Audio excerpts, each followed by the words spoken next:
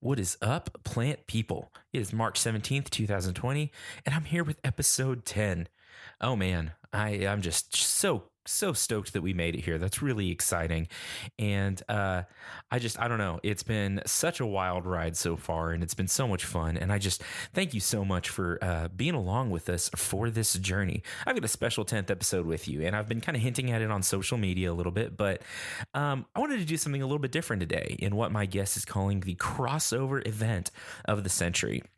So I was thinking about the podcasts I like and some of mine that I really like to dive into. And I asked my friend, or my new podcast friend, Ellen Weatherford from the Just the Zoo of Us podcast, if she'd be willing to be on with me for our 10th episode. And she said, well, I'm not really a plant person, but sure.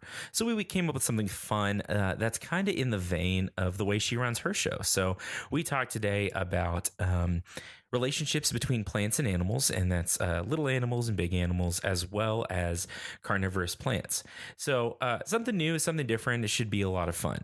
On another note, unless you've been under a rock in a cave in the mountains in the Himalayas, or maybe on another planet, you have heard about the coronavirus disease 2019, or COVID-19, or SARS-CoV-2, or one of the other dozen names that people are giving it. And it's kind of a scary time. And I think that as you're home with your families and your kids, it's a great time to dive into some podcasts, learn some science, keep going with their education. It's an important thing. So I reached out to some of the podcast folks on Twitter to see what is a good group and what's a good list of educational podcasts that you can listen to with your family. So go check out the Planthropology Twitter. I'll post some links on the website and in the show notes to a bunch of these shows that you can be listening to with your family, just to keep up a little education and a little fun while y'all are stuck at home for a couple of weeks. I hope everyone's doing well. I hope everyone's staying calm, taking good precautions, social distancing, and all the things that we're supposed to be doing. We will get through this together. And love you guys, and I know that it's scary, but we're going to be okay for sure. So I've put in, again, a list of these educational podcasts you can listen to. I've also put in some resources about the coronavirus if you would like to listen to some podcasts and see some other things about that, stuff that I've really found educational and useful through this process.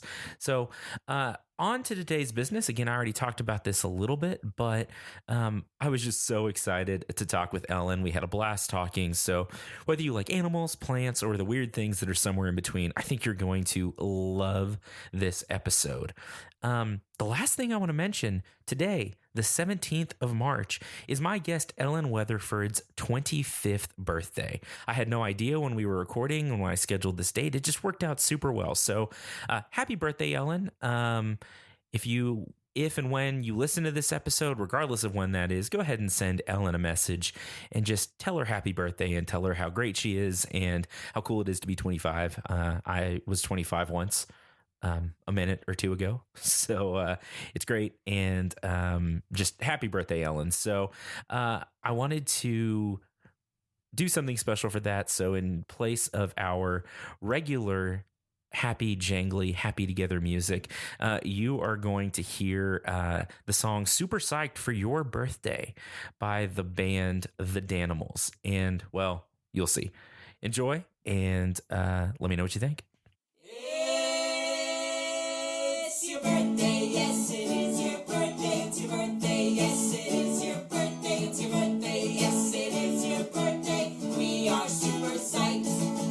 You're 1 year older than you were before, you're 1 year older than you were before, you're 1 year older than you were before, we are super psyched. It's your birthday, yes it is your birthday, it's your birthday, yes it is your birthday, it's your birthday, yes it is your birthday. We are super psyched. We are super psyched. We are super psyched. All right. Well, we are live and ready for another episode of Planthropology. I have Ellen Weatherford from the Just the Zoo of Us podcast on today. We're kind of doing something a little bit different than normal and talking about animals some. And we're going to a little bit follow the format of her show, which is really exciting. So, Ellen, how are you this morning? I'm great, and I'm really excited to be talking to y'all. I've been listening to a lot of planthropology, and even though I feel like of all of the guests that you've had on so far, I'm probably the most boring. That is so untrue. That's like massively untrue. Well, like, a lot of the people that you have on are like academics or like, professionals in plant related fields. And then there's me, some rando from Florida. Well, that's okay. I like Florida. There's plants in Florida. You know what? I have had the goal kind of since I started this of, a big part of what we do is interview academics and those kinds of folks. But I kind of want to talk to everyone that is interested. I want to have people from all kinds of fields because none of this stuff that we talk about exists in a vacuum. And I think it's really cool to be able to talk like we're going to today about some of the relationships between plants and animals and some of that kind of stuff and some of the weird plants that are out there too. Yeah. So I'm a recent sort of convert to team plant. I think that, I've always had a bigger focus on animals, but when you're learning about animals, you have to also learn about the plant kingdom too, right? Because we're all sharing the same ecosystem. And so like I'm about to talk about, there are some really, really interesting relationships that animals have with plants, not just in the sense that like, oh yeah, they're herbivores, so they eat plants, but they're using plants in really interesting ways that I think until really digging into that stuff, I kind of only thought that humans were the ones doing it, but you see some surprisingly advanced agricultural techniques even as far down as the invertebrates, right? Like you see bugs and all sorts of things that you wouldn't really expect to have these almost technological innovations, but you're seeing them on such a little teeny tiny little animal scale. You don't even expect that they would have like functioning brains and stuff, and yet they have these like sprawling farms. So it's really, really cool.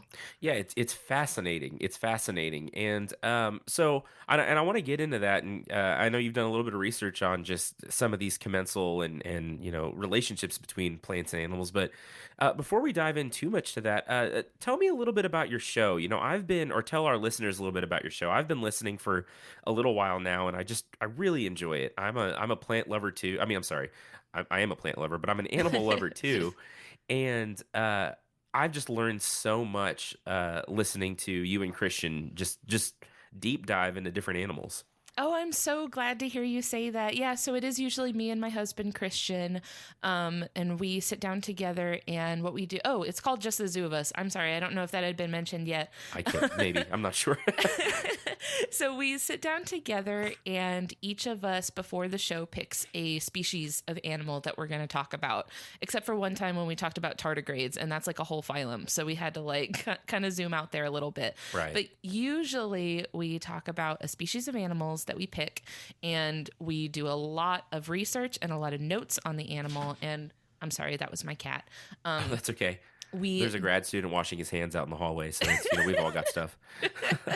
We've all got our own audio struggles. Yep.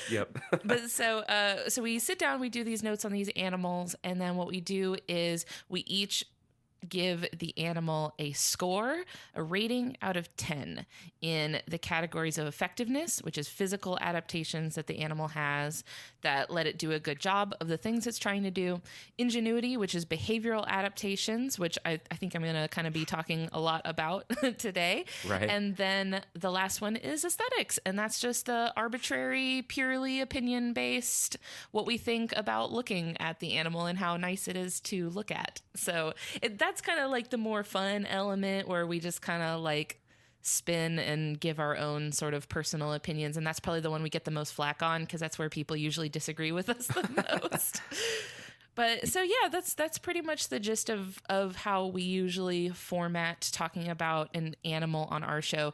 Of course, with you right now, I'm just going to kind of give a broad overview of a few practices that I see in a few different types of animals. I didn't zoom in as much as I usually do on our show, but that's about how we usually do it. And like you said, like we have learned a lot just from doing this show because we're not experts. We're not zoologists or biologists or anything. We're just kind of doing whatever research we can, which has led to some really interesting things that we've gotten to teach each other about animals that we thought we were really familiar with, and we ended up being like, oh, I didn't actually know all of the stuff about this animal. So it's just been really exciting for us and really fun to do, really great learning experience. Yeah, well, absolutely, and it's you get to and you've had a few guests on at least recently for sure, and it's really cool just getting to hear from different people and learn different things, and that's why I'm really excited about today's episode. And so one last question: what I'm always interested talking to other podcasters because it's such just a I don't want to say it's a weird thing, but it's a weird thing that we do, right? We sit It around is. and Yeah, we it is like having just like a one-sided conversation. Well, for me and Christian, it's us having a conversation with each other one-on-one in that moment, but a conversation that we know like many other people are going to listen to after the fact. So, yeah, right. it is an interesting dynamic. How did what made y'all want to do that? What was your like? We're going to start a podcast today. What was that for you? Yeah, so we had really been bouncing the idea around for quite a while because I've listened to podcasts since I was a kid. When I was probably about 11 or 12 years old, my mom got me into the This American Life podcast, Oh, cool. which was followed by the Radio Lab podcast for me. And so I got really into those. And then I just followed them as I got older. And then I started to just get really, really into a lot of other, not just necessarily like science communication podcasts, but just like fun, like comedy and edutainment sort of style podcasts in general. So I had been really into them. And then I kind of got Christian into them, over the course of our relationship. And then we bounced around the idea of starting one, but we hadn't really landed on a concept or hadn't really found the like motivation to really pull the trigger on it until I think the beginning of 2019. Obviously we got married in the beginning of 2019 and we were like, okay, we should find a fun project for us to work on together. And I think like the most immediate sort of thing that was kind of what lit the fire under us was that we went out to Tallahassee. It was a work night. It was a Tuesday night, and we drove from Jacksonville to Tallahassee, which, if you don't know Florida geography very well, it's about a 4-hour drive there and then a 4-hour drive back. Wow. And we both had work in the morning. Wow. So we went out there. Okay. That was my cat again. Sorry. He's the worst. No problem. So we went out to Tallahassee to go to FSU where Griffin McElroy was doing a lecture. And we were just so inspired by it. He shared a lot of like his process and his creative motivation and just said some stuff that really made us feel very inspired to really pull the trigger on starting a podcast. And we were like, you know what? Like on the drive home, we were like, let's sit down and do it. Like, let's actually get around to really like setting a date and sitting down, doing notes and just hitting record. So we started recording actually in early April of 2019. And we sat down and hit record and did that 3 times. And we recorded 3 different episodes until we finally put them up in May of 2019. And then it just stuck. And we've been doing it ever since and getting better and better each time. Well, that's awesome. And yeah, I'm really loving it. And it's funny how, you talk about Griffin McElroy. And for those of you out there that have not listened to any of the McElroy family podcasts, like My Brother and Me, they're wild, right? It's like, they're so weird and hilarious, but they're brilliant communicators. And I think that like that's something that I found in this community is that it's taught me as a scientist and a science communicator to be so much better and just find new ways to get messaging out there. And it's cool that we get to, do stuff like this and make friends that, live states and, thousands of miles away and just talk about science and talk about other fun stuff. It's really cool.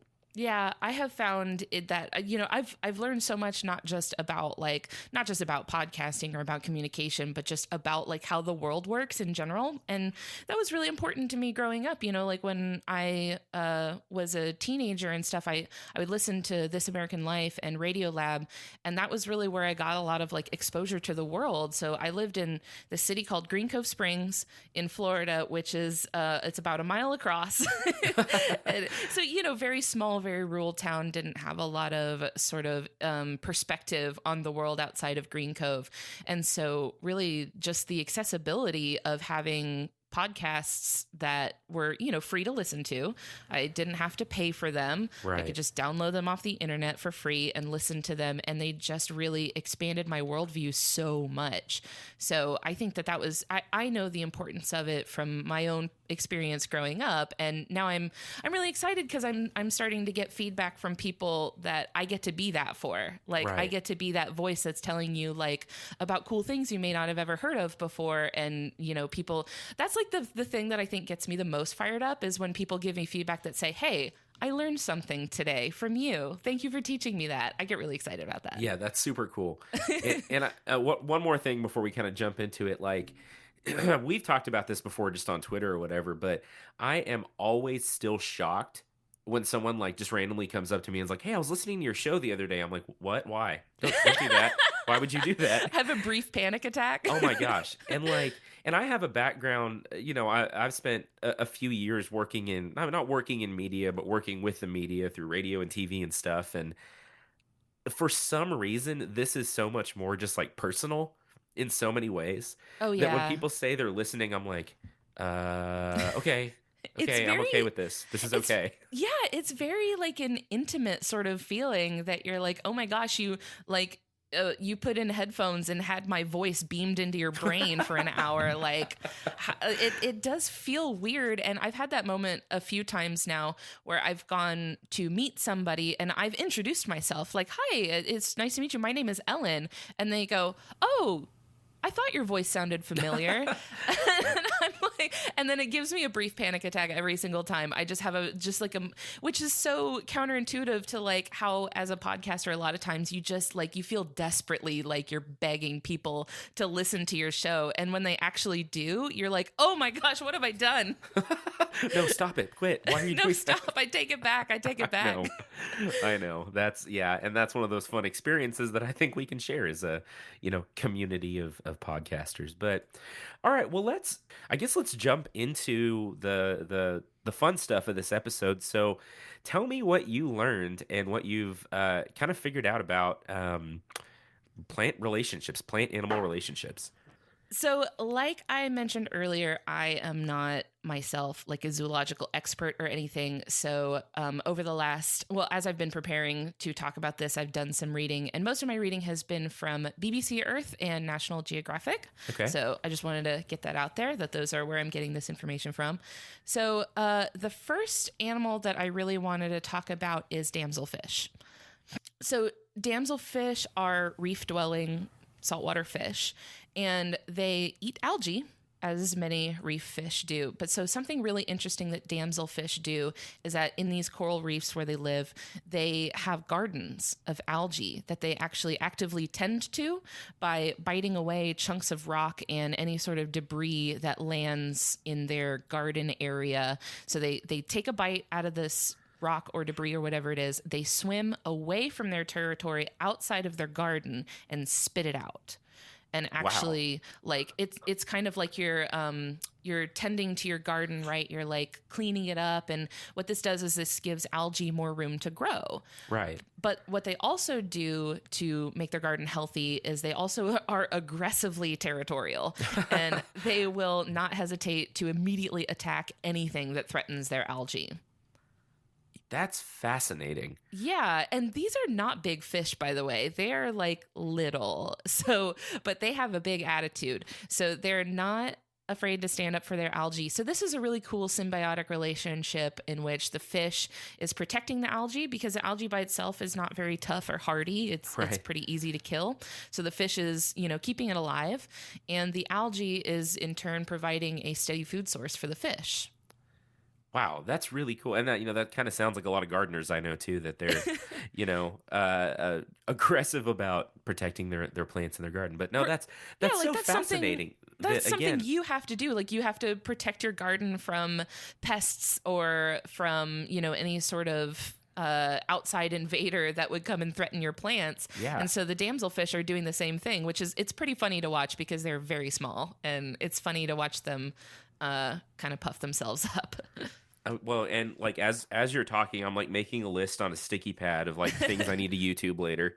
Yeah, it's pretty cute. Now, see, I am terrified of fish, actually. So, like, I feel like it would take very little. The damselfish would probably just win that fight based on, like, intimidation alone. Like, it would just have to swim at me, and I would be like, yep, you're right. I'm out of here. Sorry, I'll leave your garden alone. That's funny. So, the next animal that I wanted to talk about is a salt marsh snail, also known as a marsh periwinkle. Okay. And this is something a little bit different.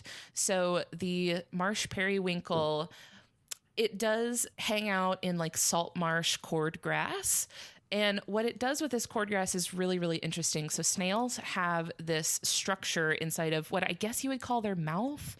It is a tongue-like structure called a radula. And what they use this radula for is they actually scrape these grooves into the leaves of the cordgrass. And so once they've scraped these grooves into the cordgrass, they go back over it and they deposit excrement. There you go. It's a good way to put that. Yeah. Yes, they deposit excrement into the grooves in the grass. And what this does is this fertilizes a fungus that grows in the grooves that they have etched into the grass. And the fungus grows, and that's actually what they eat. Wow. Yeah. So they're not actually eating the grass. They're Right. eating a fungus that they are intentionally they're not exactly planting it, but they're cultivating it in these sort of like, it's very analogous to like tilling soil, right? Yeah. They're cutting out an area for the fungus to grow in, and then they're nurturing it and letting it grow so that they can eat it. That's so fascinating. And it's interesting you bring that up because we're gonna circle back to that in a minute when we talk about carnivorous plants and the deposition of excrement. So we'll come back to this in a minute. Yeah. So the next one is very similar to that. So that practice of like intentionally cultivating fungus for you to eat, that's called fungiculture. Or fungiculture, maybe? I don't know. I've never heard I it don't pronounced know. out loud. And it's weird to like think about, like to look at it and hear I'm not sure actually. Well, either one. Here, I'll say it both ways, and you can keep in whichever one is correct. Fungiculture or fungiculture. I love it. So the next one is one that I think probably more people know about, but it's similar to this marsh periwinkle, and this is leafcutter ants. Mm-hmm. So a lot of people have probably heard of leafcutter ants because they are very, very impressive. These are the ones that have these massive, intricate colonies where, they have into the structure of their colonies, they have all sorts of very like fascinating structures. They have like air conditioning vents almost. Whoa. Yeah, like they've dug their tunnels in such a way where the air flows through it, and in like such a unfortunately, I don't understand the aerodynamics behind it, but the air flows through it in such a way that it lowers the temperature inside the colony. It's That's really cool. crazy. Yeah, they're insanely smart. So these leafcutter ants, they spend their days cutting up and gathering these leaves, and then they carry them back into their massive, intricate colony. So if you're seeing them do this, you would probably reasonably assume that they're taking these leaves inside of their colony to eat them. But that's not the case. That's not what they're doing. So once they're back inside their colonies, they do crunch up the leaves. So it looks like they're eating them, but they're actually just using their mandibles to mash them up into a goop. And then they mix this goop up with their excrement and then spread that leaf poop mixture over these beds of fungus, and it fertilizes the fungus and helps it grow. And just like the damselfish that I talked about, they actually like actively take care of the fungus. They're like removing debris from it, they're pruning it, and like they're pruning away infected parts of it. And they actually, the body of the ant produces this antibiotic producing bacteria, and they actually will rub that bacteria onto the fungus to keep it like healthy and keep it from getting infected. So in return, the fungus produces these fruiting bodies that are really, really nutritionally dense, and that's what the ants eat. Wow. Yeah, so it seems like so many steps to get to that, right? Like it takes a lot. Yeah. It's just so fascinating when you look at these coevolutions of, like you said earlier, something that you don't think of as, especially intelligent, like an insect. Yeah, I think in ant colonies you find that where like individually each ant by itself is like dumb as a brick, but when they're all combined together, like as a unit, as a colony, they're incredibly smart. Right. But each one individually is not actually that smart. So I'm glad that you said coevolution, because what is really interesting is that those fruiting bodies that I mentioned, you don't find those in other similar strains of fungus. Wow. So what this indicates is that this type of fungus has actually adapted that as an incentive for the ants to take care of them. It's like they have really even like the fungus has even changed itself to have more to offer in this symbiotic relationship. That's so crazy. Yeah. It's just so, I feel like I keep saying the same thing, but like it's just mind-boggling, some of the stuff that, like, in these little microcosms of our environment. It's just incredible. Yeah. So this is definitely something that it's easy to miss, because these ants are just so small. Right. And if you just see them carrying around leaves, you just assume, oh, they're just eating leaves. But it's so much more complicated and impressive than, oh, they're just eating leaves. And they're not the only ones that do this. So this whole practice of fungiculture, that's also shared by termites, and like a ton of different species of beetles do this too. So ambrosia beetles are known to do something very, very similar. That's so cool. Yeah. Hold on just one second. Let me get my cat out of here. Okay. He's driving me crazy.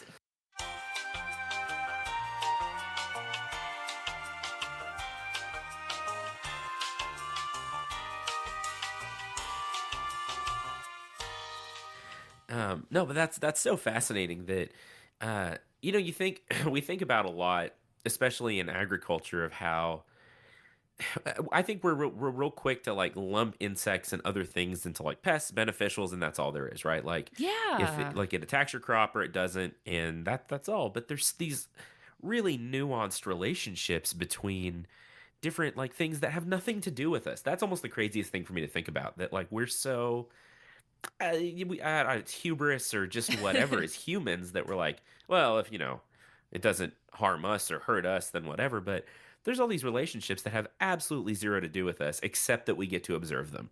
Yeah, and it's a lot of, you can be far removed from, especially invertebrates, because invertebrates have so little in common with humans that a lot of times you just kind of like shrug them off because they're so foreign to us that they seem kind of alien. Yeah. But they have, it just, because they're not even eating the plants, like the plants aren't what they're eating. So they're not, or when they're not herbivorous, that means that like the plants are playing into the equation of their life in like not a third party way, but it's like as a tool. Yeah. Like they're using the plants as a tool instead of just a food source. Well, it's just like us using like alfalfa and hay and other plants to feed our like protein sources. Yeah. It's kind of the same thing. They're practicing on their own scale agriculture in a way that, again, like you said, is like kind of alien and foreign to us, but they're doing it. It's real life. Like that's really and they're happening. doing it intentionally. Like it's something that over millions of years they've just evolved to do sort of innately, which I think that is the part that I can't think about too much, because if I think about it too much, it's going to stress me out.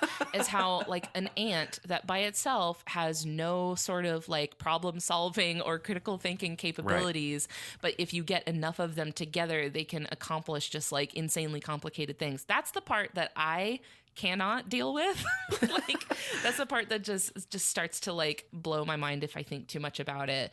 And so the last animal that I wanted to talk about is maybe a little unexpected, but this is the three-toed sloth. Okay. So when you look at the three-toed sloth, their fur, it is that sort of wiry, dense, matted-looking fur, and most of it is like a grayish, brownish color. But you'll also see when you look at them, they kind of look green. Yeah. So yeah. The reason their fur looks green is because it is hosting this garden of algae. And algae is growing in their fur because of how slow they move. Like, a lot of people like to kind of talk trash about the sloth because of how slow it moves. But it's moving that slow on purpose. So algae grows in their fur because of how slow they move. And there are some thoughts as to like maybe the algae is providing the sloth with some nutritional benefits, but that's like, maybe not. Right. So the real benefit that the algae is providing to the sloth is camouflage. So when the sloth is moving so slowly, the algae grows in its fur, it turns the sloth green. What else is green? Literally everything around them. It makes them a lot harder to see. And sloths, being so slow, are kind of easy pickings for like literally any predator big enough to fit them in their mouth. Right. So the camouflage is kind of their best line of defense. So they've kind of, over time, they've evolved to allow this algae to grow in their fur. So they're giving the algae, a safe place to grow. And also the algae is giving them back a line of defense against predators. And so inside of their fur, it's not just algae, it's a whole ecosystem. It's like a world inside of their fur where they've got microorganisms, they've got invertebrates, so they've got mites and beetles, and especially these types of moths that actually live in the fur of the sloth. And the moth flies around around the sloth, and it brings both like, it's thought that maybe there's some nutrition that the moth is getting from the waste of the sloth, but what the moth is bringing into this algae ecosystem is nitrogen. So the moth flies in and it flies about and brings nitrogen in that fertilizes the algae, and it just like everything is working together in this like intricately mechanical way that when you see a sloth climbing around, you're really seeing this small little world that's just crawling around in the trees, all like independently contained. It's just this little planet. It's incredible. That's incredible. And somehow it always, like, it all comes back to poop somehow, right? It always just boils back down to poop. Yeah, microorganisms. I mean, I've seen The Martian. I know how it goes. But that's so fascinating. And like, and that's never in a million years why I would have. So there's a causality, right? Because I would think that they're slow, algae grows, whatever. Right. But the fact that it actually serves a purpose, like that. Yeah, because if it wasn't in any way, like you'll see a lot of these relationships with animals that are like not necessarily parasitic, but only one party is benefiting from it, you know? Like maybe the algae is just growing there just because it's just an opportunity, but it's actually helping the sloth over time. So I saw something that said that it could be the case that the sloth's fur actually has adapted these like grooves and ridges in the actual fur itself, like in the actual strands, that gives the algae more opportunity to like latch on and grow on its fur. So yeah, like over time, the sloth, I'm sure without intentionally making the decision, yes, this algae is good for me, I'm going to allow it to grow on my fur. It just makes it a little bit harder to see for predators, and so that sloth gets to live until it has a baby, and then that baby grows algae in its fur, and they're like, maybe this is actually working out for us. Yeah. So that's another case of like the animal not necessarily eating the plant that it's growing, but it's serving a purpose, and it's cultivating the plant because it's helping it. Well, and I think all of this is such a good reminder that if we kind of just like leave stuff alone a little bit, nature finds balance. An ecosystem like is driven by homeostasis. So one way or the other, intended or otherwise, there's always this like intricate, just super cool balance between host predator, symbiotic relationships, all this. It's just so cool. Yeah, so I was really fascinated in these ways that we're not just a dynamic where, yeah, the animal is eating the plants, but the animal is using the plant to benefit its sort of standing in the ecosystem. That was really awesome for me to do all that research. It was really fun learning about that, especially the snail, because you don't think of a snail as being particularly smart, but there they are, farming fungus on their own, intentionally. Crazy, insane to think about. That's so crazy. I've got one of my coworkers looking in a window at me. Hi, coworker. Yeah, he's walking off now because I called him out. So okay, let's. You said that was your last animal. Yes, that was my last one. So when we first started talking about doing this, you suggested maybe we cover carnivorous plants too, which I think is just so cool. So we'll jump over to these weird photosynthetic things that kind of toe the line in some ways between plant and animal. And that sounds weird to say because they are plants. They're 100% plant. They're in the gray area, definitely. I think so. I think they're super wild. So the one thing I'll say starting this off is, and you've mentioned this a couple of times in your discussion of animals, but everything comes back to nitrogen sources. The world is driven by nitrogen, and so the reason that we have carnivorous plants at all is because they live in really nutrient poor environments, whether it's mossy. Forest floors where decomposition doesn't happen well. They've got minimal root systems. Some of them are epiphytes, which means they grow up in trees and different places. They live in bogs. They live in all these places where the soil is really poor in nutrients, primarily nitrogen. And so these plants have adapted and evolved a method of deriving nitrogen, which is one of the most important mineral nutrients to plant growth. By like catching and killing stuff, which is the same reason that we as animals catch and kill stuff. We're trying to derive nitrogen and other nutrients from it. They've been around a long time. Most of them are super ancient, but they were really described in the late 1800s, about 1875, by Charles Darwin. He wrote a book called Insectivorous Plants. Wow. And it was one of the first big collections of information on these things. They have a weird history and evolution. They've actually evolved independently in 5 different orders. We think 9 or 10 times. They've got 10 different genera, 600-ish species. And so it turns out that harvesting insects or harvesting other organisms is a really efficient way across the board in independent evolution to derive a nitrogen source, which is the reason we do it. We eat other stuff because it's an efficient way to get nitrogen and other nutrients. So I don't know how much you know about them. I know you said you were super interested in them. I am, and I know next to nothing. I know about the Venus flytrap.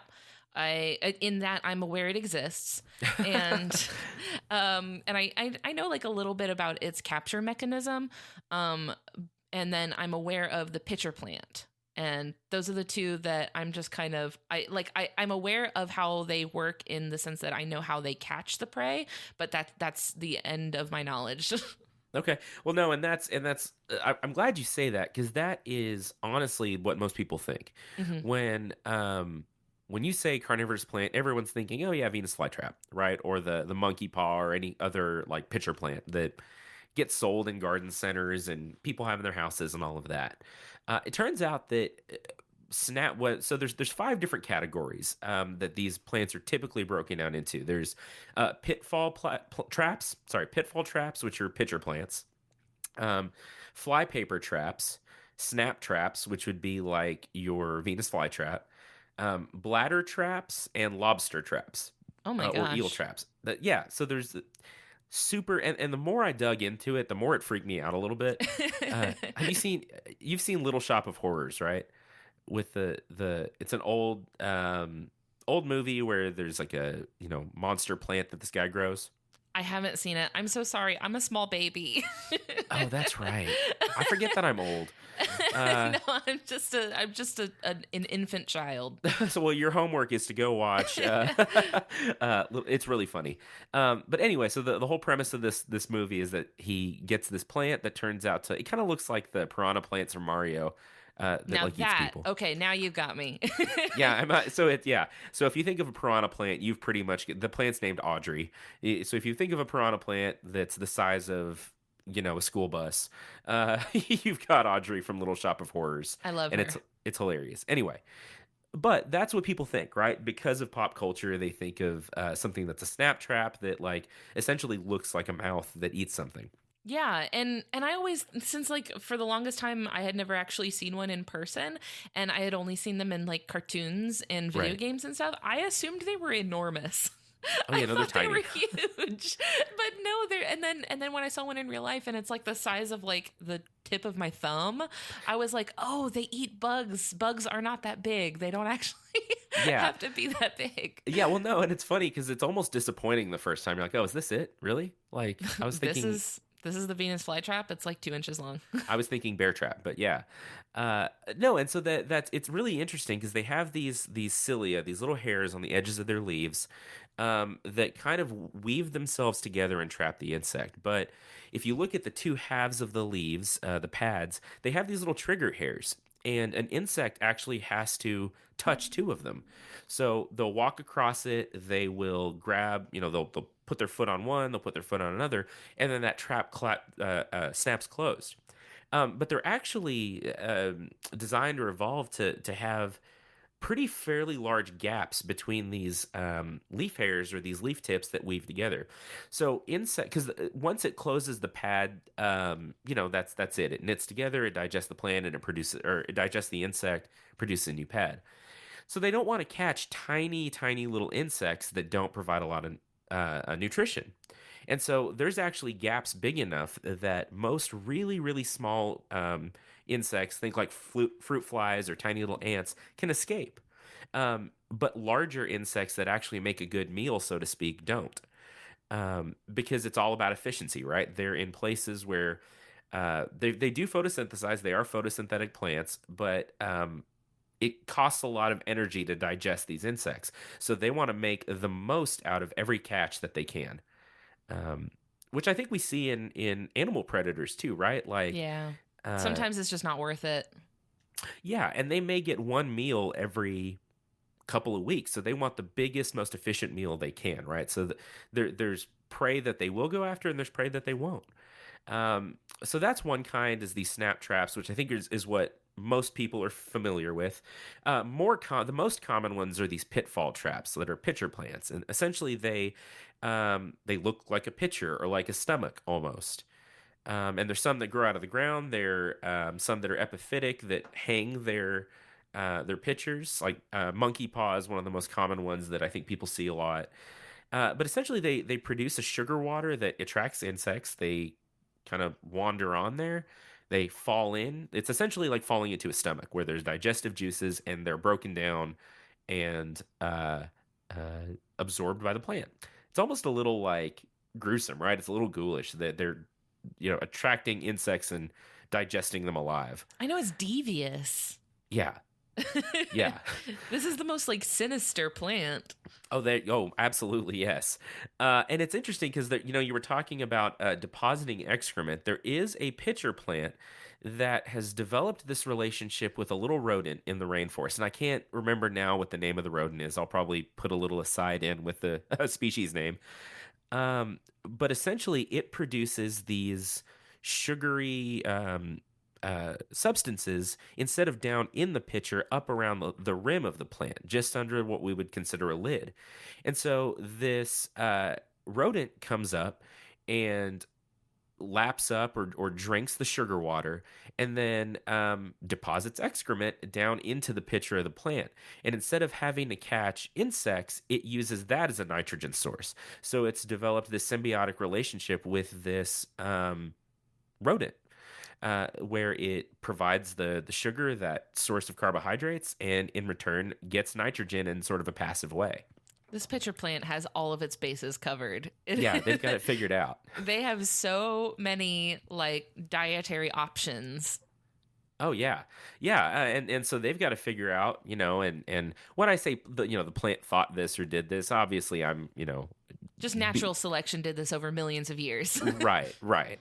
But we, it's easier sometimes to think about it like, oh, the plant wanted to have a rodent poop in it. I don't know. It's weird.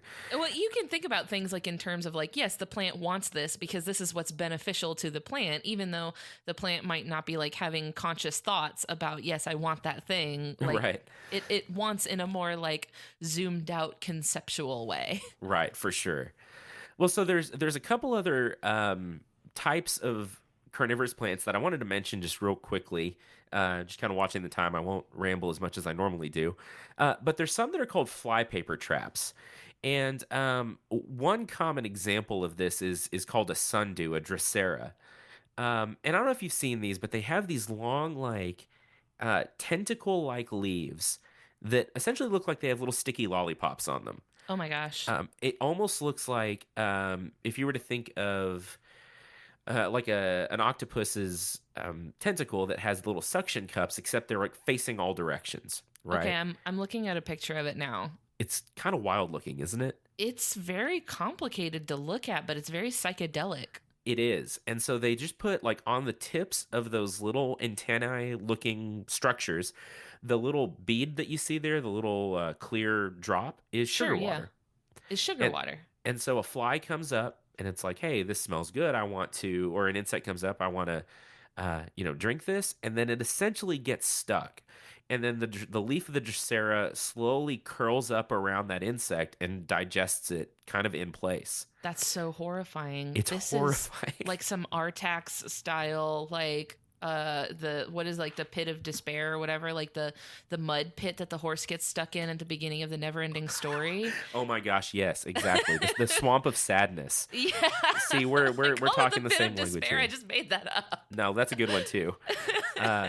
Or like it's like a sarlacc pit or something like that, and it's crazy. But yeah, so these are actually fairly common. These are not too hard to find.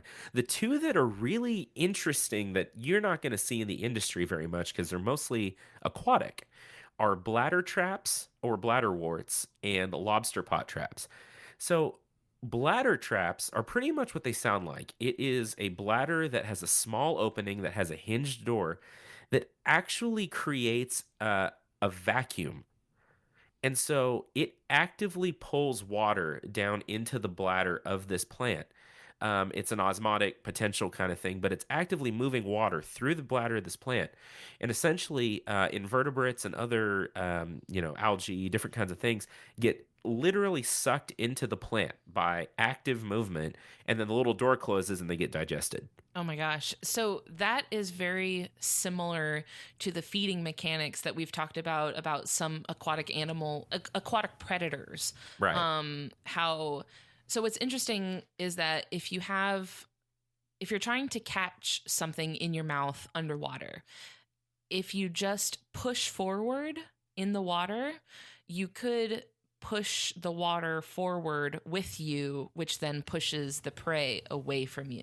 Right. So a lot of times that's not necessarily the best option. Just like pushing forward with your mouth open isn't always gonna like that could do you more harm than good. So like we talked about, like the axolotl is right, one yeah. that rather than just pushing forward, it actually will get up close to its prey and then open its mouth very, very quickly, which creates a vacuum that sucks all of the water with their prey into their mouth. But like that's something that the axolotl is doing like with its body, with its muscles, and this is a plant that's doing it.